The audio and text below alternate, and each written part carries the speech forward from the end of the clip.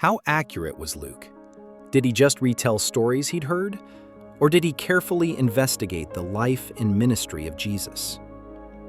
Today, we're going to break down Luke's Gospel and Acts using the historical tests scholars rely on: eyewitness accounts, names, archaeology, and even travel routes. By the end, you'll see Luke wasn't just telling a story, he was doing history. Luke 1:1-4. Many have undertaken to draw up an account of the things that have been fulfilled among us, just as they were handed down to us by those who from the first were eyewitnesses and servants of the word. With this in mind, since I myself have carefully investigated everything from the beginning, I too decided to write an orderly account. Richard Bauckham notes that Luke's claim aligns with Greco-Roman historiographical practice, signaling a reliance on first-hand testimony rather than hearsay. Right from the start, Luke is telling us, "I'm not guessing. I'm going to show you what actually happened."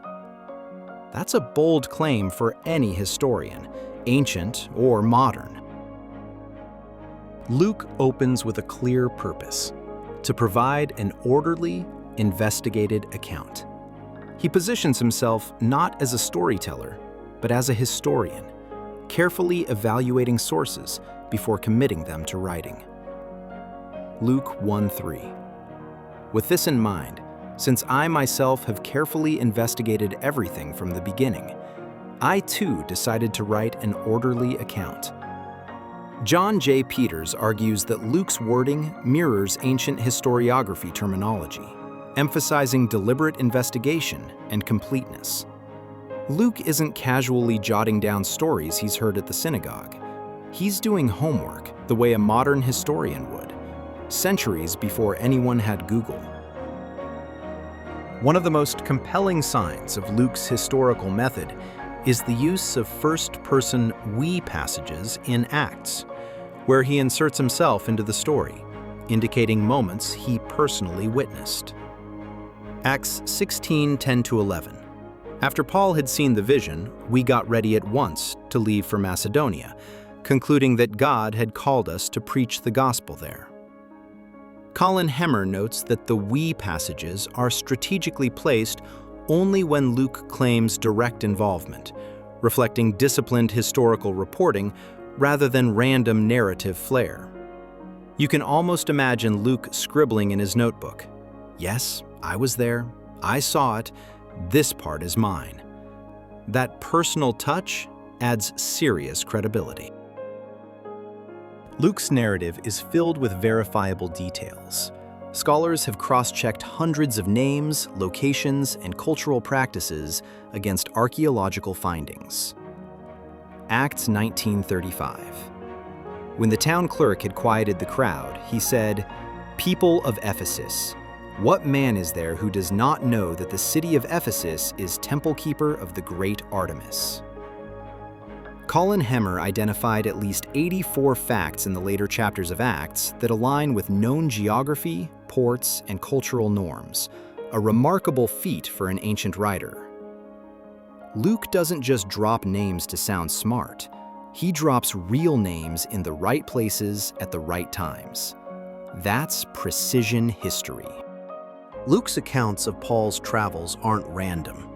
They follow real Roman roads, ports, and maritime routes that make historical sense.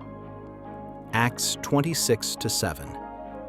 We sailed away from Philippi after the days of unleavened bread, and 5 days later joined up with the others at Troas. Archaeological and historical data confirm that these sequences match known trade and travel routes of the Roman Empire. You can almost pull out a map and trace the journey. It lines up perfectly. Luke knew where he was going and who he was with. Names are more than names in Luke. The frequency and treatment of names in his writings mirror first-century Judea. Luke 5:10. Simon Peter, James, and John. Researchers studying onomastic patterns note that common names like Simon or Joseph are often qualified, while rare names like Zacchaeus appear without clarification, exactly as you'd expect if you knew real naming trends. It's like a secret code, showing Luke was paying attention.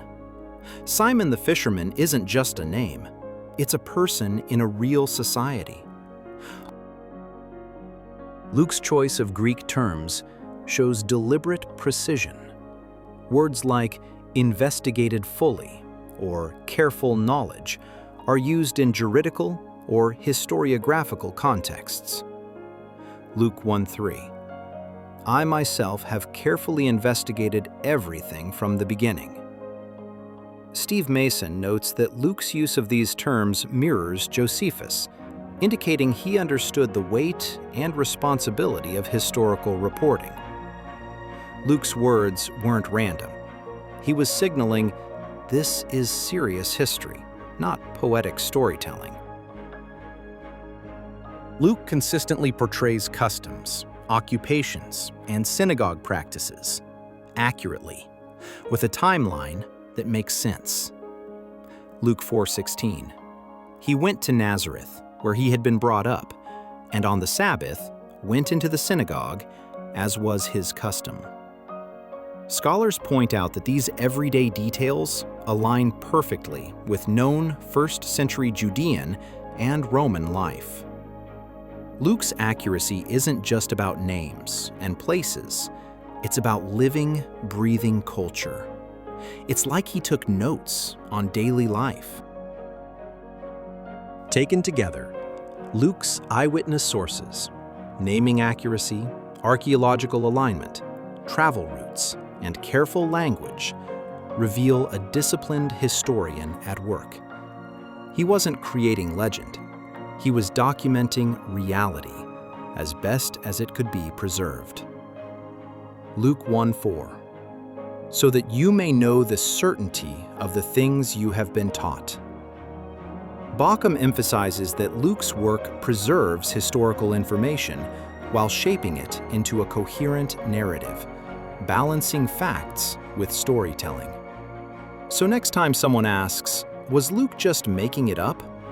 You can point to his sources, his names, his roots, and say, no, this is history, carefully recorded and thoughtfully told.